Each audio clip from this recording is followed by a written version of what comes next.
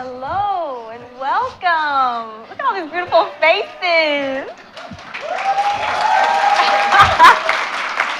This is the Black Arts Canvas for Social Change, and I am pleased to introduce George Ellzey and Coretta King, two Bowdoin alums. Yes. And it's great being here. I'm so glad you both are here.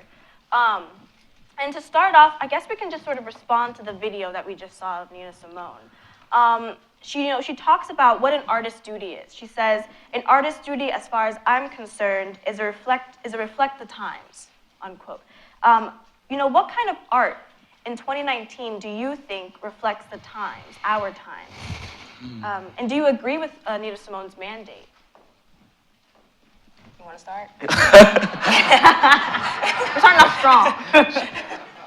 Okay, what art do I think reflects 2019? I think anything that really elevates the Black experience in general. So for me, current shows or films that I'm watching are Raising Dion, Insecure, a lot of online shows such as Seeds, King of Esther. Those are the things that I think are really reflecting the times now because they're unpacking things such as Black masculinity, identity via sexuality, and just transforming what everyday life looks like for people of color. And I do agree with Nina Simone. I think an artist should be reflecting our times. I mean, you can't. If we're creating something, everything bears out of our soul, right? So when we're consuming nature, music, dance, whatever, that's all, getting into our spirit, getting into our mindset. So you cannot reflect the times from that because an artist should be consuming a lot of experiences to create their art. What about you, Coretta? I agree. From a music aspect, not just music, but visual arts. If you went and saw the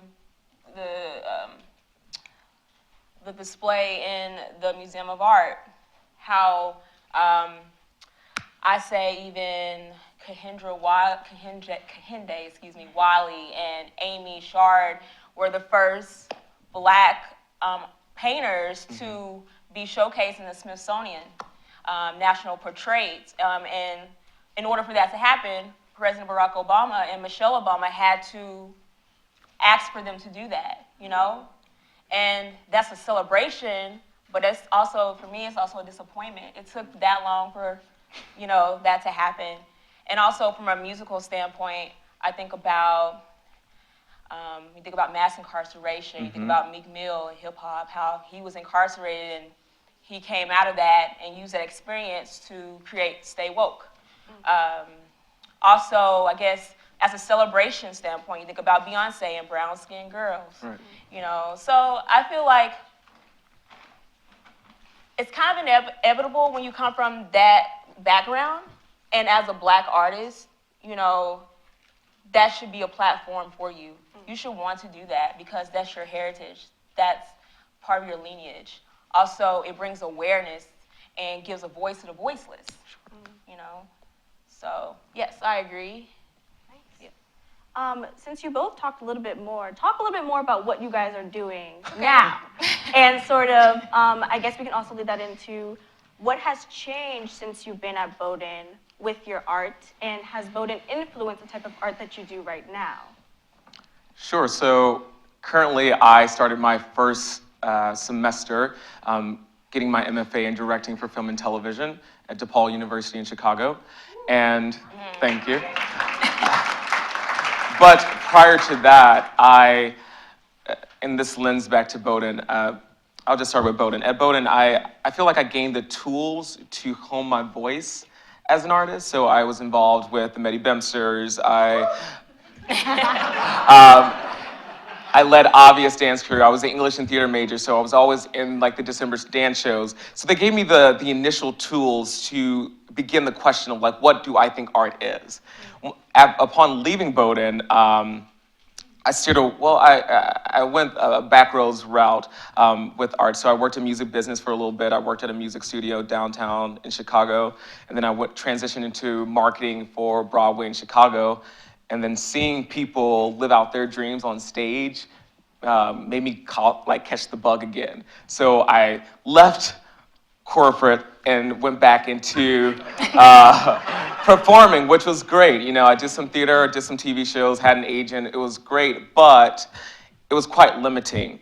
The roles that I would always be, auditioned for were the tokens, either gangster number 17 or whitewashed black kid from the suburbs, which is fine when you're initially starting your career, but considering those who are coming after me, I thought, why am I, sticking with this, and why am I complaining about this? Why don't I create my own opportunities? So I networked across my friend group, rallied some people together, and we started making our own productions.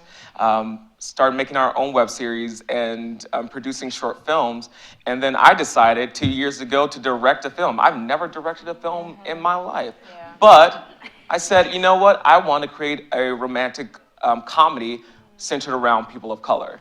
And so I did it. So that is my journey with, that's what I'm doing now. So Bowdoin gave me those initial tools, but once in the real world, I sort of honed those for my own and developed them. For me, piggybacking off you a little bit, when you say you basically created your way, you're doing it your way. I think for thinking about where I came from, where my grandparents owning land, and how, I guess, this generation don't really understand how important it is for you to have that. That's equity, Yeah. That's an investment. And so I think about what my grandparents say now, like, we're giving this to you. We want you to have this. That means something. And taking that to me songwriting, I want to own my stuff, Yeah. I want to be able to say, that's mine. So when I left Bowdoin, I went back to Memphis and I did a lot of things with bands, traveling, touring and stuff. That was great. But then I moved to Nashville because I wanted to get more in depth and understand the writing process and also the business. Because it's one thing being able to get in front of everybody and, perform and have a good time, but then where's your stuff going after it? Right. How are you making money from it? So I actually work in corporate, so but so I actually work. But it's still the same realm, so it's. Yeah. But for me, I work for a company called CSAC. It's a performance rights organization. They basically advocate for the songwriter, the licenses that are put in place for songwriters in films, venues that perform people's music. They have to get paid for that. So that's what my organization does. So that's been very interesting to see, the other side of that, me being an artist, but also, the business aspect of that. And I guess from Bowdoin, I was part of Miscellanea. I was his sister group. Going into a group where it's predominantly white and only one black girl, and me, the first day I get in, she's like, "You're my person." I'm like, "What does that mean?" I'm like, okay. This little freshman girl, coming in. But because I've been in spaces like that before, I went to a high school that was predominantly white too, or took classes that you didn't see a lot of black faces, and so being in that type of group socioeconomically, a lot of these people in these groups are wealthy. They come from very well-to-do families. Going on tour with them and staying in these lavish apartments in New York City. I'm like, oh my gosh, this is how people here live? It was very eye-opening, but at the same time, trying to do well in my classes, but feel like you're playing a sport because you have to practice all the time to get that tone right, So for me, those type of things, as well as coursework I took, I really was intentional about the course. I minored in Africana Studies. I really, that's a big part of me. My family really pushed knowing your culture, knowing where you come from. So I wanted to continue that. And so taking Africana classes that focused them on music, like gospel music, spirituals, the blues. One of those classes, Professor Castleberry, I know, actually taught, and yeah, that was one of my favorite classes. It was at night, you know, it was kind of hard, but but it was a good class. So yeah, and then founding the gospel choir for me, having a group on campus where not only the group being used as a way to bring people together, celebrate unity, but also to have a group where people look like me. Sound like me, you know. Oh, she has the big voice. Well, there's other people, you know. So, yeah, there's lots of things that I feel like has helped come full circle for me.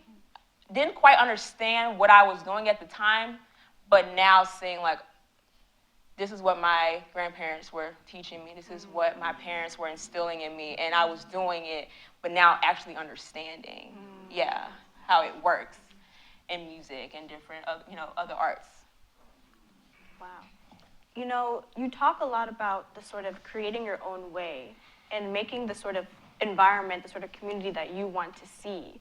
Have you ever felt a sort of pressure that you shouldn't be doing art, that sometimes it's not necessarily meant for people like us, especially in spaces like this, where we have a predominantly white space? Have you ever felt any sort of pressure from social, family, any other things? I felt more pressure from my family, you know, especially coming from an urban community where art is considered a luxury, all right? So you automatically are pushed to go into certain career fields that will guarantee longevity financially. So prior to coming to Bowdoin, I was set to be pre-med. You know, I did internships at University of Chicago, like, you're gonna become a doctor. And with my first class, it was acting 1 with Davis Robinson. I just decided this is it. And I changed those courses to fit more of the English and theater track, but I did not tell my mother. I knew I knew that was going to be a point of contention with her. So I went the first semester taking all of the acting classes, and then, you know, when the grades came in, she was like, okay, let me see the grades. And I showed her the classes. And she was like, why are you taking an acting class? I'm like, well, I enjoy it. She's like, well, you're not gonna make any money off of that. So that was a big thing for us for my first year. And she didn't get it until she came to campus and saw the performances with Medes and Obvious. And I just remember her sitting down with me and saying, you know, I get it. I don't know how to help you. I don't know what I can do for you, but at least I can give you my support. So I think that is a big hurdle in itself for communities of color, realizing that there is validity in going into the arts as a career. It may not be as linear as, said, doctor or academics, but it is a fulfilling art form and needs to be, we need more people of color in the arts. Going off of what Coretta said about being the only person of color in Miscellanea, it's plenty of times I go on set and I'm the only brown face there. And it's interesting when we're dealing with topics that deal with communities of color, and I'm the only person there to champion for our perspective, and having, you know, our white counterparts saying, oh, that doesn't make sense. I'm like, well, how would you know? But that is the battle that I, in film, and I expect in music, that we have to take on every single day. I have to fight for my own perspective and for my own experience, just so it can be mainstream.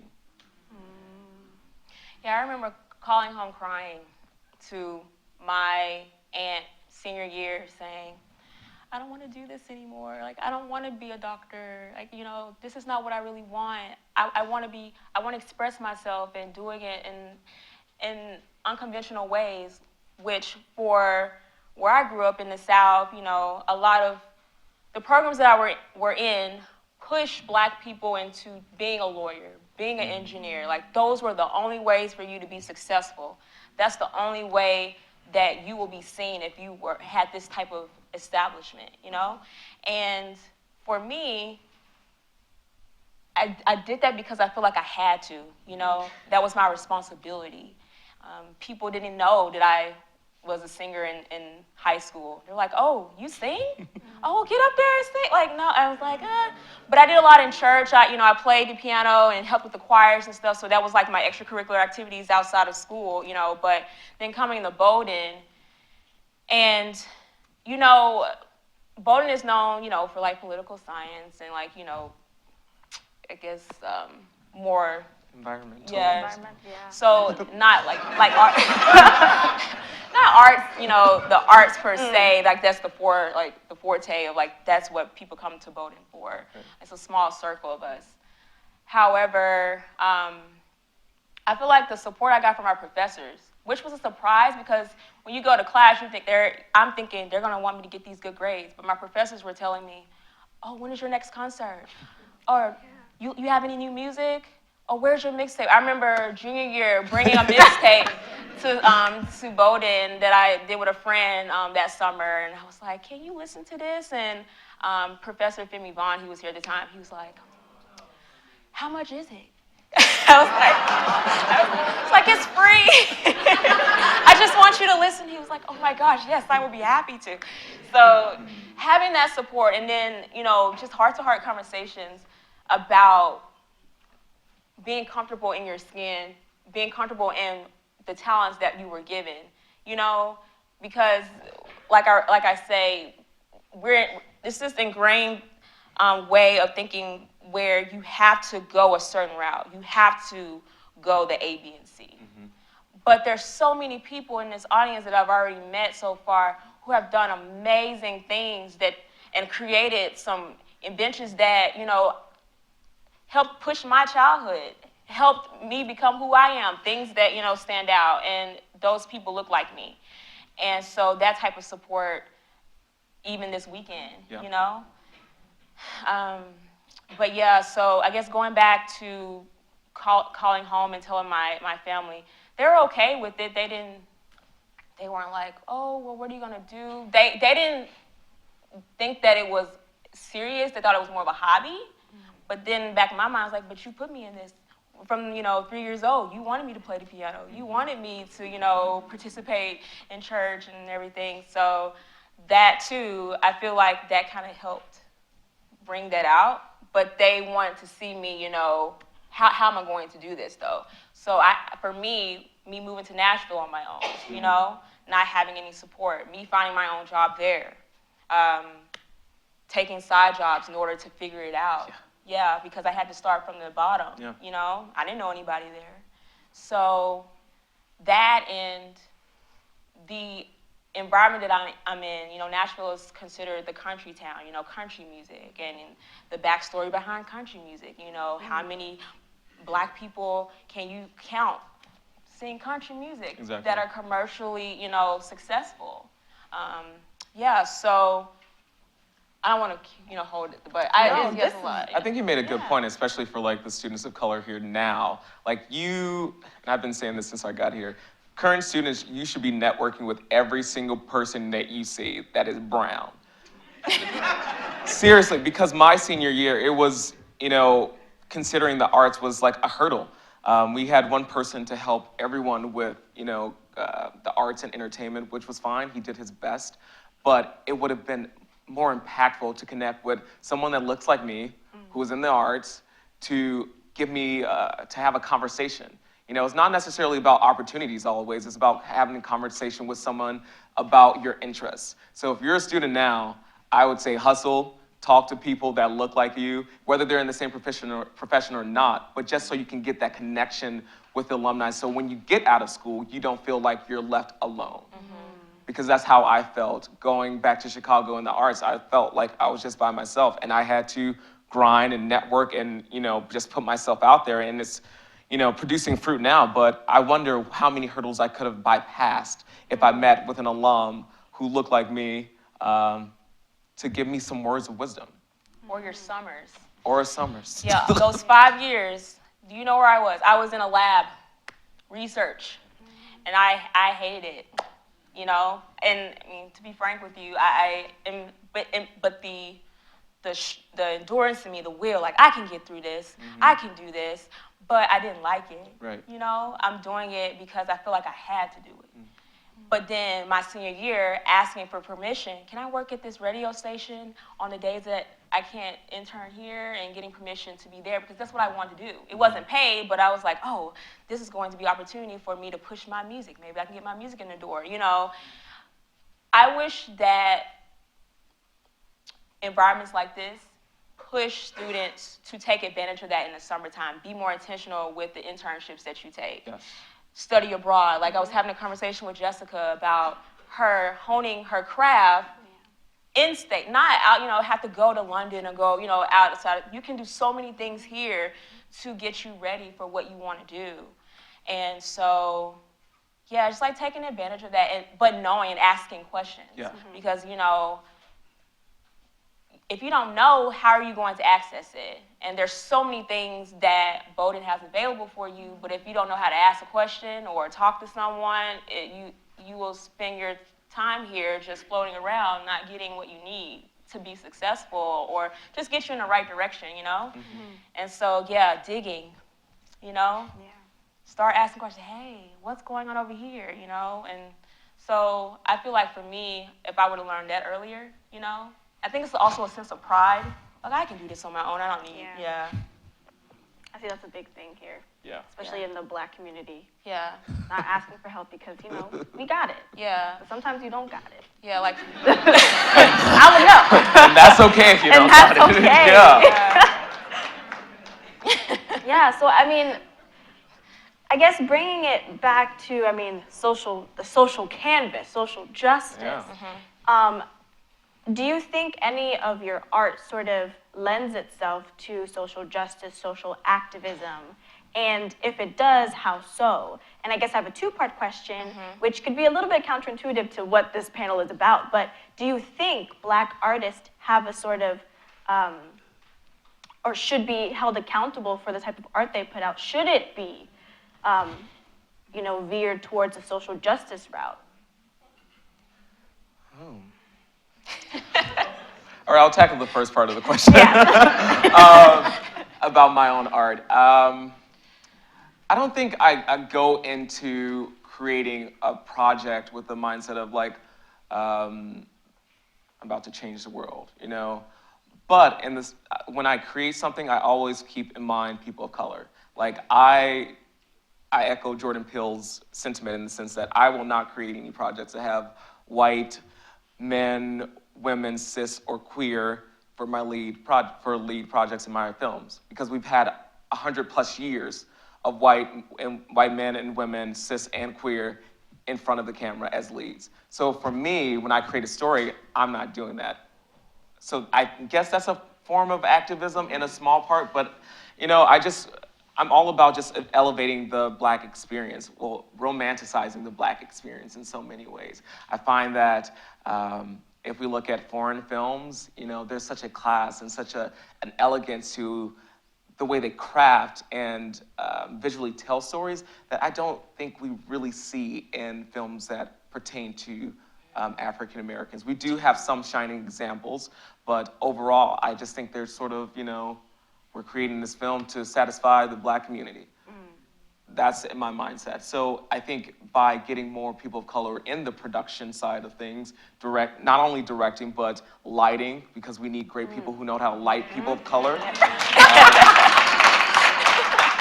I mean, that's, it baffles me going on sets and I see a beautiful woman of color and it's just so many shadows on her face. And it's like, you obviously don't know how to light her, or you don't even care about lighting her correctly.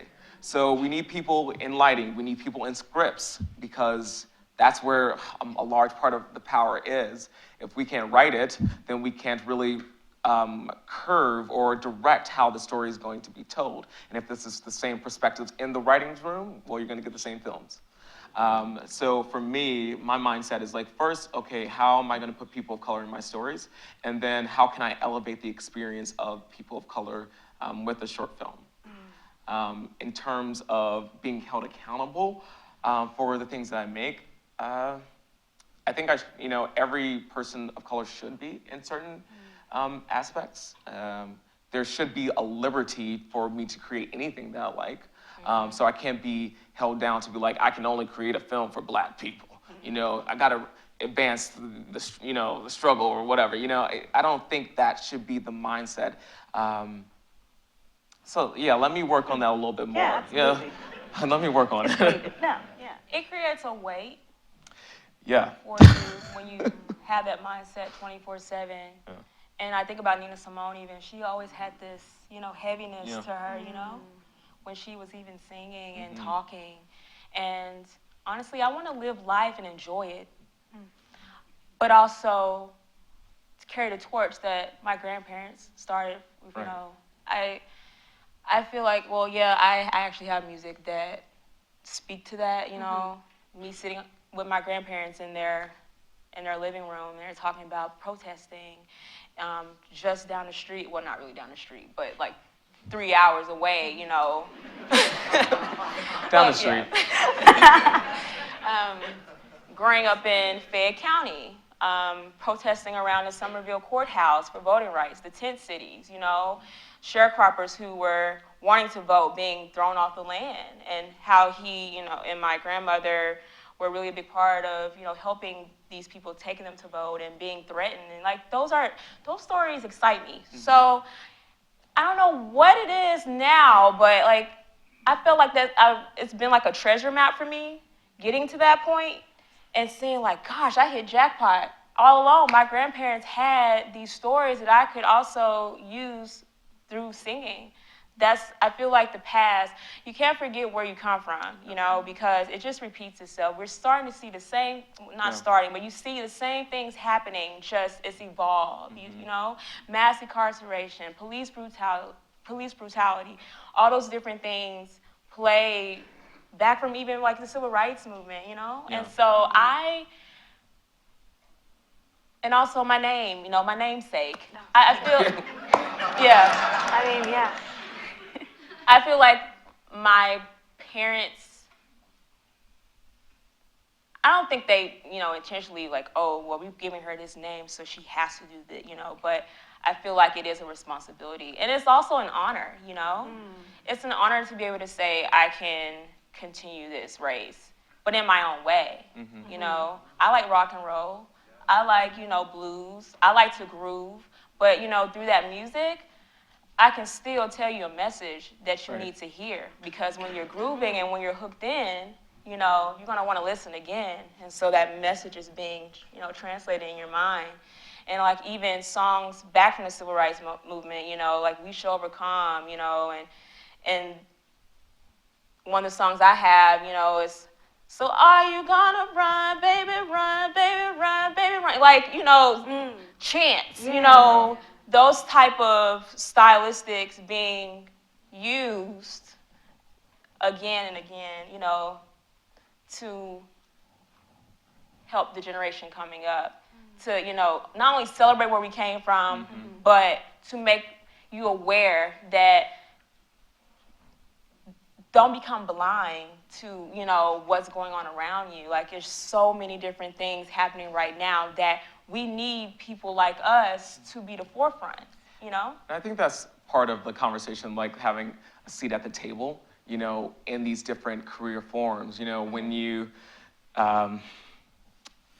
sit at a table that is mostly Caucasian, I'll speak from film, there's sort of like this table etiquette, knowing the history of film, right? So that's one thing that I would stress for any artist to actually, before we even get to Black history, know what profession that you're going in and the history that comes with it. So when you get a seat at the table, you are validated through that experience. Because I find so many times, especially in film, especially with Black independent filmmakers, they'll create a film and they'll take it to get distribution or produce it to a producer, and the producer would bring up a director such as Buñuel, a French director, and they would not know. And not saying that you have to know everything, but that helps you get more into the door, right? So if you're sitting at the table, you have this accumulation of just film history. Then at the table, you bring Black history onto the table. That changes the conversation. But you first have to get to the table, right? Yeah. And to get to the table, you have to know certain things. And for me, looking at, young filmmakers that I work with, they're just, ignorant of certain things. And I'm like, that won't cut it. Especially if we're trying to create change for our people in a real way. So yeah, I just wanted to throw that in there about having a seat at the table, but you got to be prepared when you're at the table too. Right. And then bring something to the table, which is your history, your culture, your own experiences to enrich the conversation. Like Solange, if you don't know who that is, obviously, but like that's another like album, it's called Seat at the Table. Yeah. So good. And taking it there, I talked about like, feeling that responsibility, but also using, I want to talk about the social consciousness in my music, but thinking about other artists too that are kind of subtly doing it, but then being unapologetically black as well. I think about Beyonce and Homecoming, taking what she grew up with, being around that HBCU environment. She didn't go to the school, but she was around it and celebrating that. And also, afterwards, people raved about, like, she didn't get paid as much money as Ariana Grande, and, but her thinking from a business mindset, I'm going to take my rights from this performance and turn it into a Netflix show, that type of mindset too. Because I feel like we need more black representation on the business side. Very much so. Like I want to have an agent that understands me. Yes. I want an agent that knows what's best for someone that looks like me, And a lot of times I'm in spaces where that's not it, and I'm considered, oh, she's the smart black girl. And I'm like, okay, what does that mean? Black artists are not smart. Black artists are not educated. Exactly. But they are, Lots of them. John Legend, for instance. Yeah, so for me, that invigorates me to know the business, understand the background behind it, not just the creative aspect of it. Yeah. Well, since you did hit on, we have about 10 more minutes, maybe like 7 more minutes before we're going to open it up to questions. But just to have, from what you just said about the creative process, that's what I kind of want to talk about now.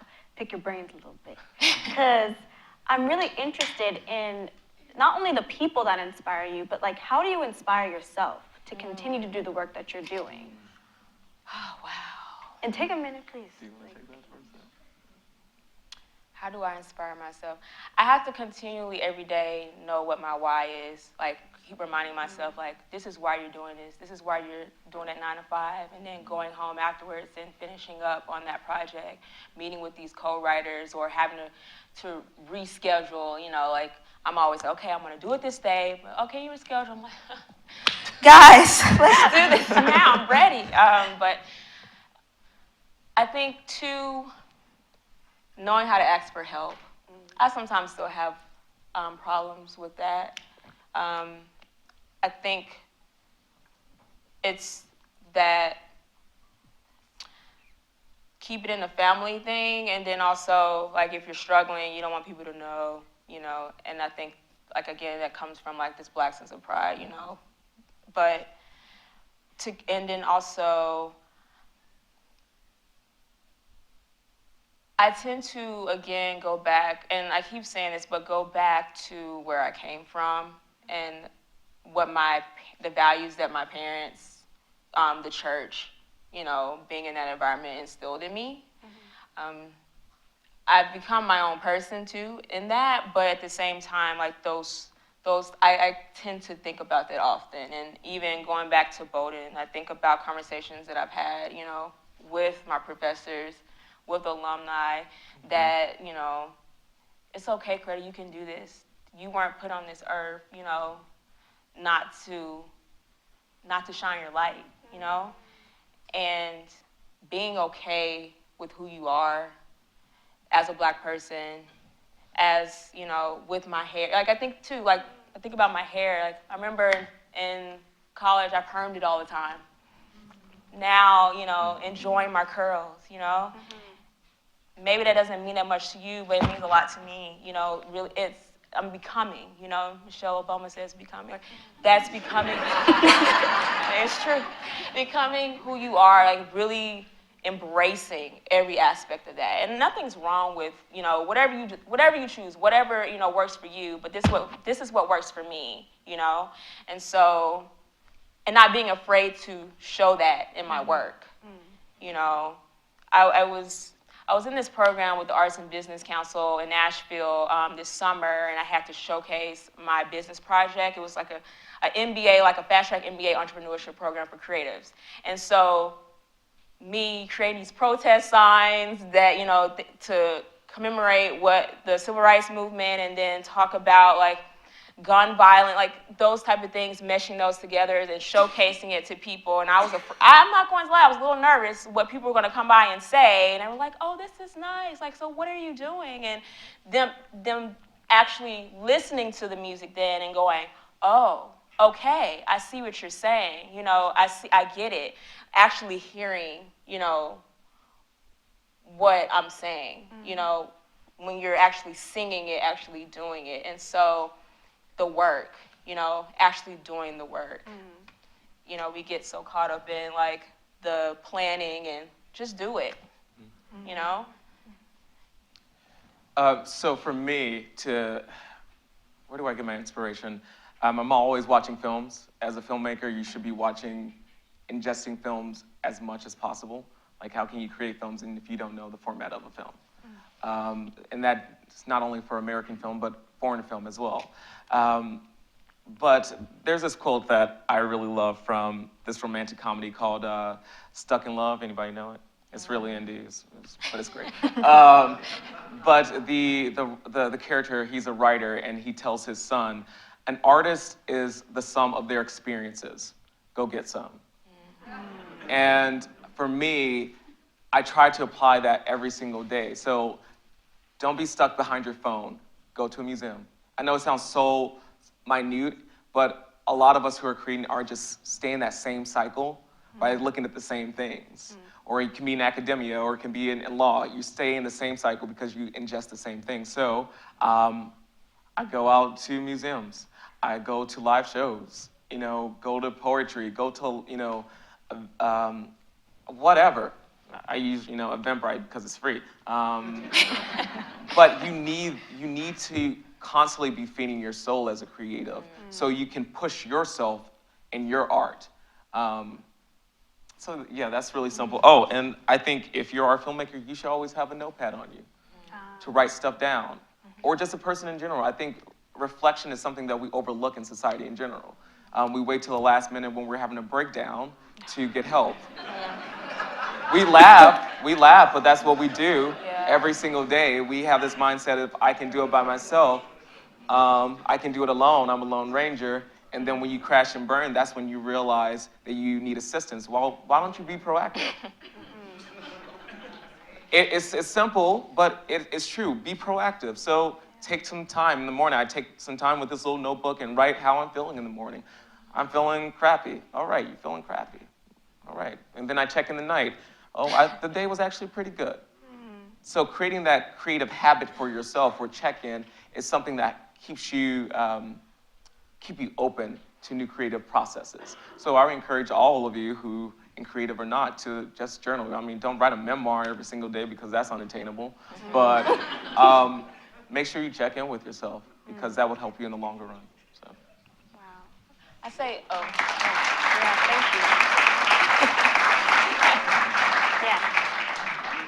Look for inspiration in unexpected places, too. Finding partnerships with people that may not necessarily do what you do, but maybe can sponsor you or just celebrate or support you. I've even mentor, like make sure you have a mentor, you know, right there. Make sure you have someone outside of your family that you can talk to that you know, because sometimes there's things you may can't talk to your family about. Let's just be real about it. And also, there's not going to be subjective about everything because they're worried about you. But finding someone that can give you the 360, but also be honest. And, you know, even your friend circle.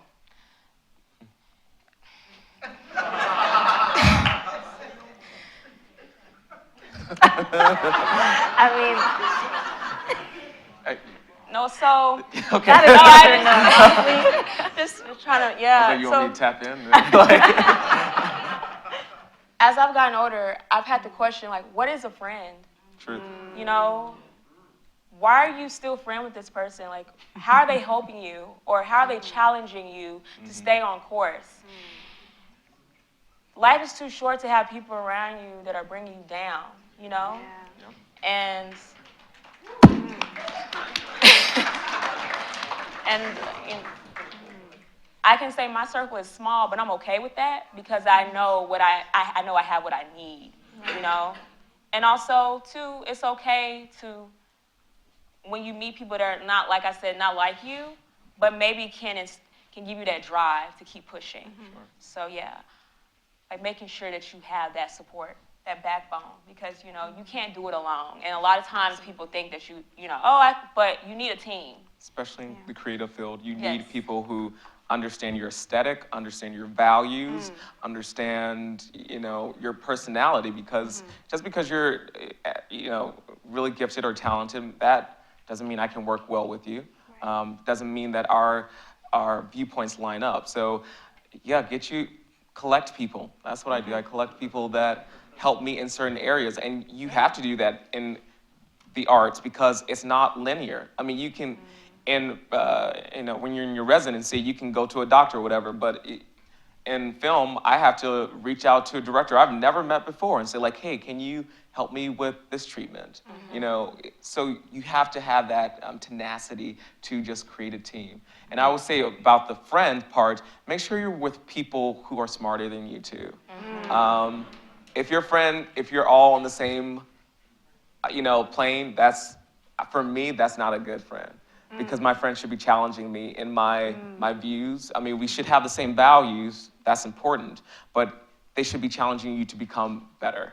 absolutely. So, yeah, make sure you got people around you who can help you out. Thank you both. This is, we're going to open up for questions now, but oh my gosh, thank you both. These were amazing.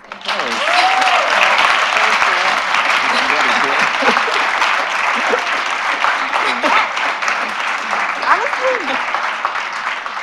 So please feel free to use the 2 mics. We're here. We got 2 wonderful people who will answer your questions. Yeah. Don't be shy. Don't be shy. Okay.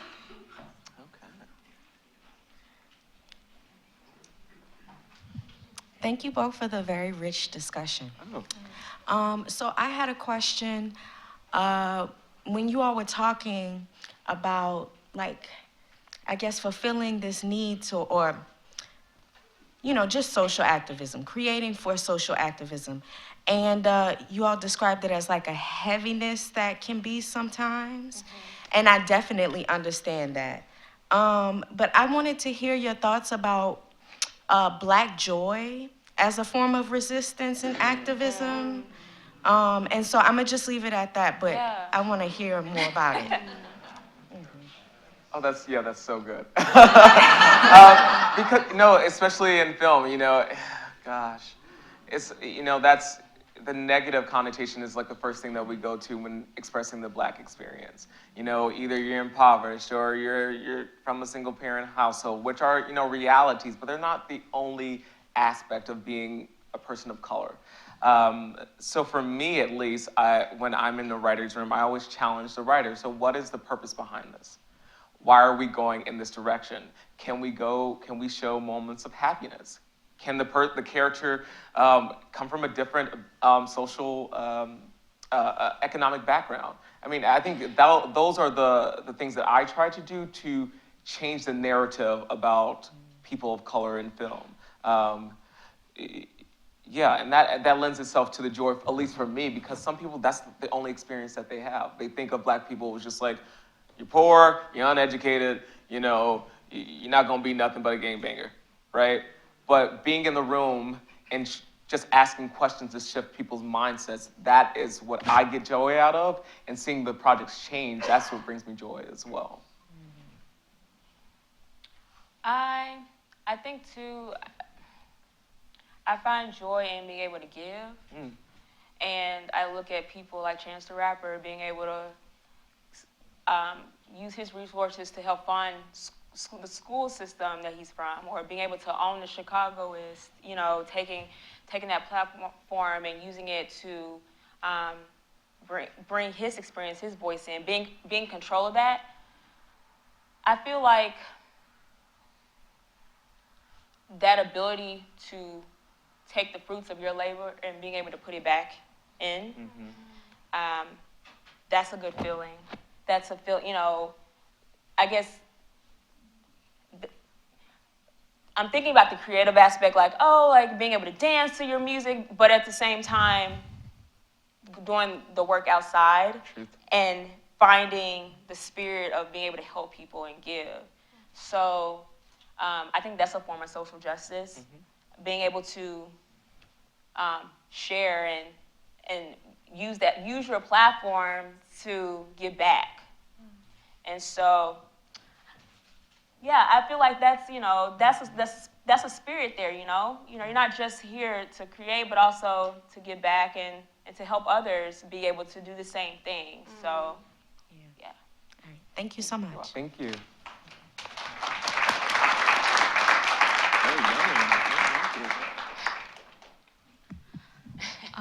Hi, I'm Quinn Ray from class of 2015. Again, thank you so much for such a rich discussion. So for my question, I kind of want to contextualize it and my experience doing Asian American organizing, right, and this term of people of color, and also I think Coretta, you had talked about keeping it within the family, when you have certain struggles of and I was wondering if either of you could also speak about you know, the other parts of your identity of not just being Black, but also being a woman or being LGBTQ, and some of the within the Asian American, you know, not to, it's not a direct parallel per se, but you know, some of the misogyny within social justice spaces that are predominantly Asian American, or the homophobia or the transphobia, and sort of when you're working so hard to uplift your own community and have this very racialized conversations, then how do you also working through some of those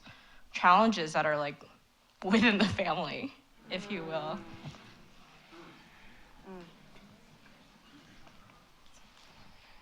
I'm gonna let you take that one first.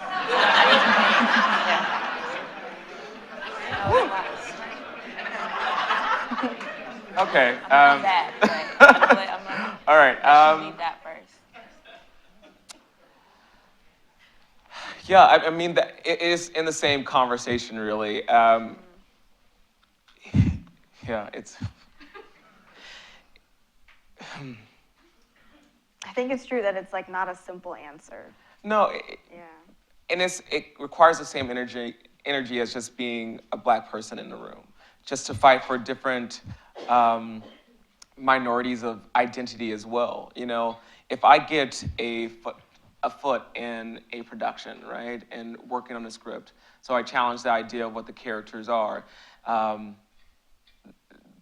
It's to be honest, it's difficult. You know, it's really hard to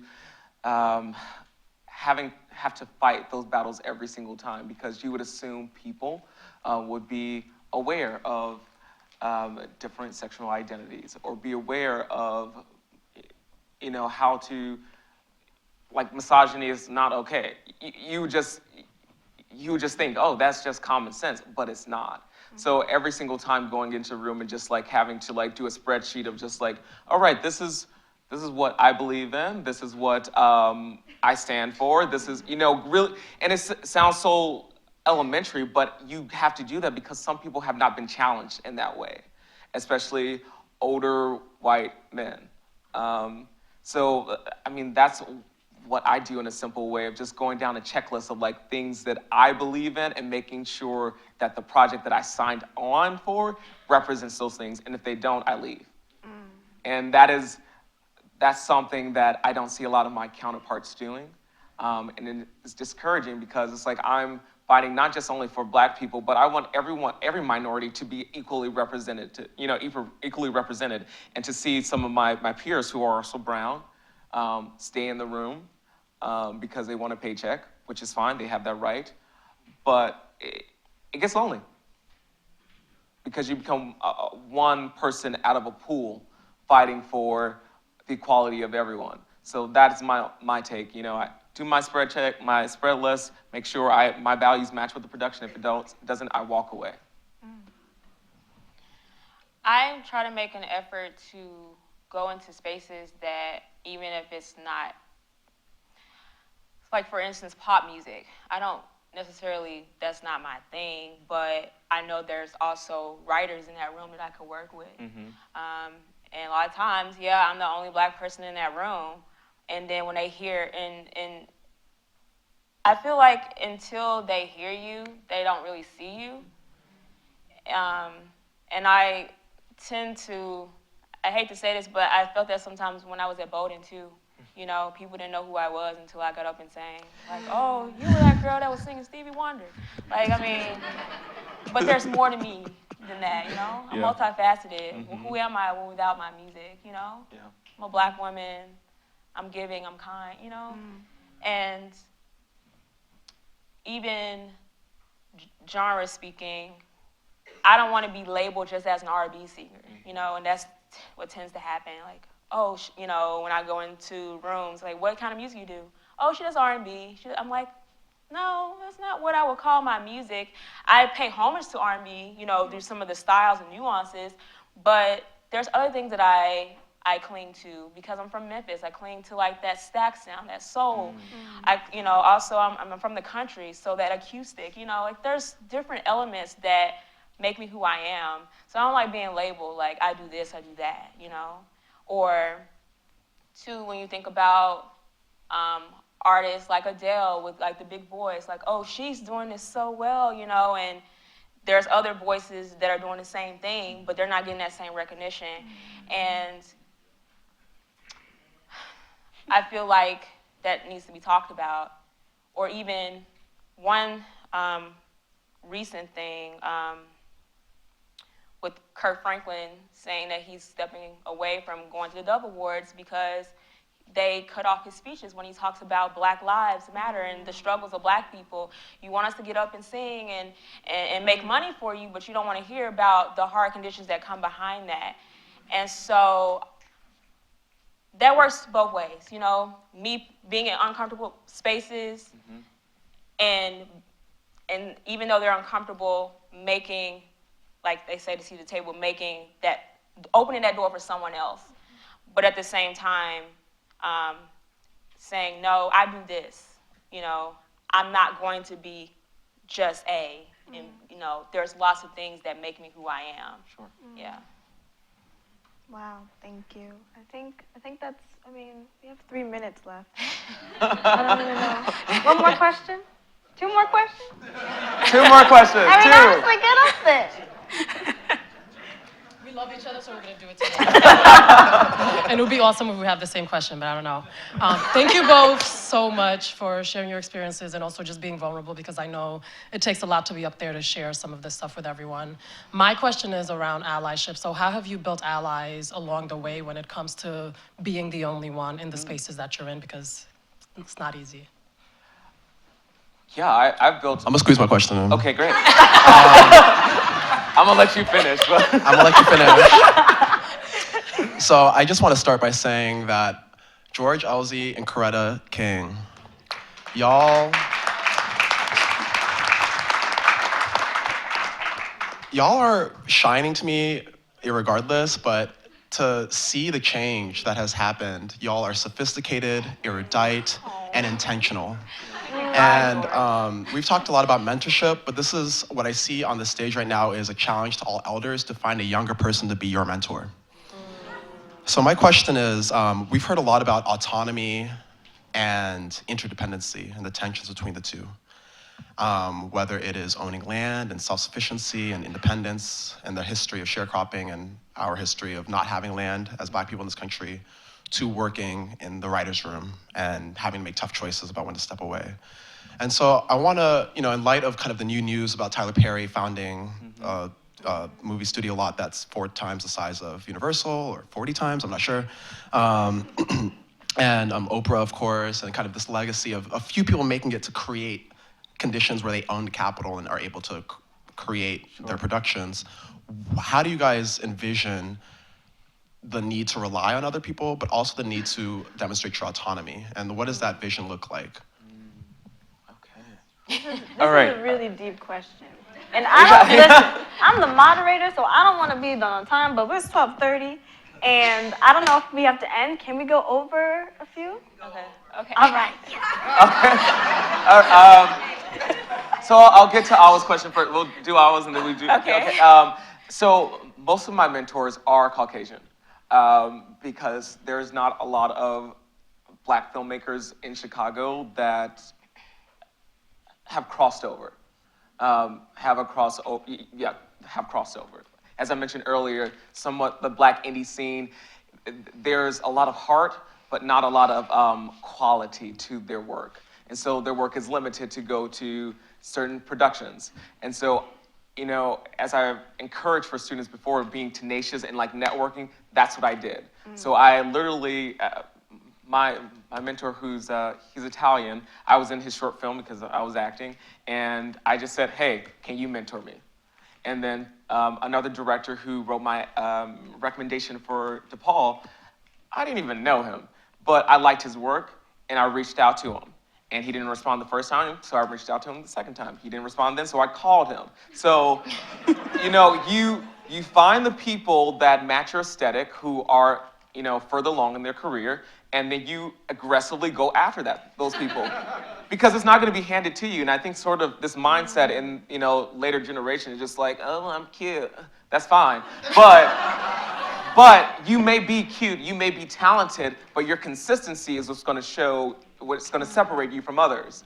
And so I was consistent, and most of my mentors are white. I would love people of color in film to be my mentor, but you have to take what's around you. So that's what I've done, and it's been helpful thus far. I learned to speak up in my mentorships, not just take everything and run with it. I like to challenge back. So yes, a lot of my mentors have been white as well. One of my mentors now, she's an entertainment lawyer, and however, she knew what I was doing when she took me on. When I was paired with her, she knew that I wanted to talk about social consciousness in my music and know that I'm unapologetically Black, and I want to talk about that. But at the same time, she knows the business, and I'm my grandmother's child. She's the CEO of our family. Like, be about your business. Yeah. So I may not understand everything, so I go to her. And I'm okay with that. And I'll ask her to tell me again. Can you go over that line one more time in that contract? Can you tell me? Because a lot of times, a lot of artists just trust your the lawyer. Oh, they'll handle it. They can do this. I take that contract. I go through it myself, make notes, and then I go into that room and say, okay, can you explain this to me? Yes. Because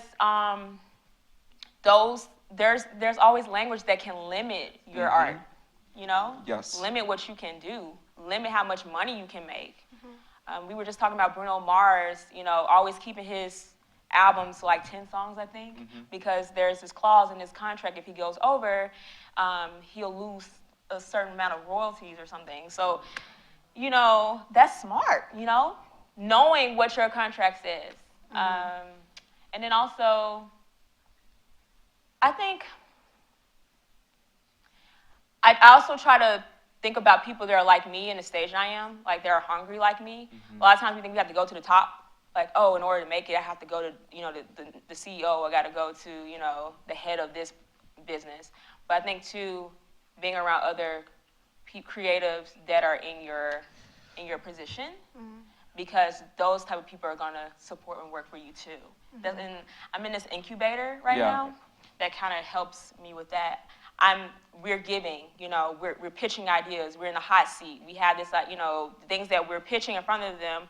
They're gracious enough to be honest, but you feel safe in this collective looks like me, you know. And that's what's needed. Like Issa Rae says, like network across. You know, yes, you should network to people who are advancing your career, but the people that are going to help elevate you really are the people who are in the trenches with you. So, like I said, I have my team of, you know, people of color who are writing and acting and directing as well, and we hold each other accountable. Like if you don't have anybody holding you accountable, you're not going to make any goals, really, and you can't do it by yourself. So I have, as you're saying, a tribe to constantly push me to push the needle with my work. So yeah, should we get to the second question? Yeah. We tiptoed long enough. What Tyler Perry and Oprah has done, like with their work, is amazing, and I think they have set a standard for creatives. Going back to Coretta's point of owning, moving forward in my career, I would, you know, ideally I would love to collaborate with them in one way because they have the resource, but it's also important for me to have my own. So I have, like I mentioned before, my own production group with my friends, and we call it ROAM, which stands for the Representation of Minorities in Entertainment, right? So right now it's small because our resources are small, but ideally I would love to have my own studio. And that's not a big dream, that's like a small dream now because of Tyler Perry. And I think ownership is a major thing for artists. Like you have to own your art. You have to have either the net or the gross of a film. You know, those are things that establish wealth. And that's something that our community is lacking, that other communities have. And for me, thinking about my future family or for students of color in general who I can help, I need to have resources. And the only way you can have resources is by owning things. So that's part of the answer for that question. I mean, we can absolutely continue this conversation after. Okay. We will be here, but thank you both so much. This was an amazing talk.